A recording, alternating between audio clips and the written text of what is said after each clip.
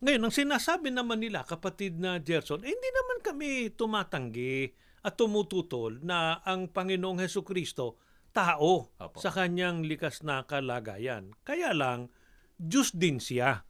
Kaya lumilitaw po sa pagtuturo po ng iba na ang ating Panginoong Hesukristo ay merong dalawang likas na kalagayan, tao na at Diyos pa. Opo. Yan ngayon ang suriin natin mula sa banal na kasulatan. Hayaan po nating Biblia po ang sumagot po sa Oseas sa 11 at ang talata po ay 9.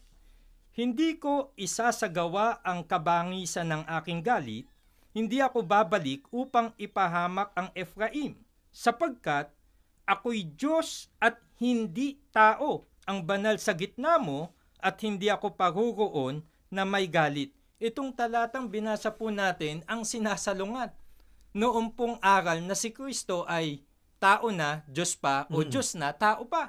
Sapagkat ang Panginoon Diyos mismo ay hindi po pumapayag na siya ay Diyos na, tao pa.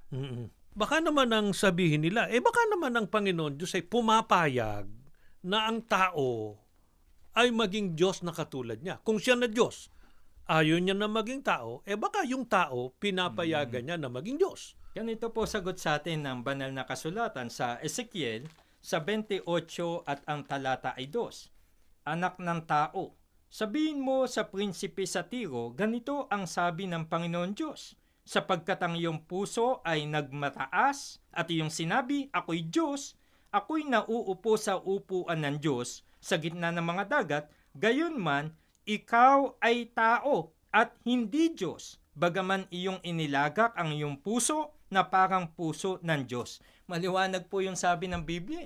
Ang sabi mismo ng Panginoon Diyos doon sa prinsipe sa Tiro, ikaw ay tao at hindi Diyos.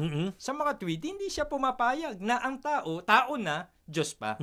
Kaya, ang Panginoon Diyos po, hindi pumapayag na siya'y maging tao.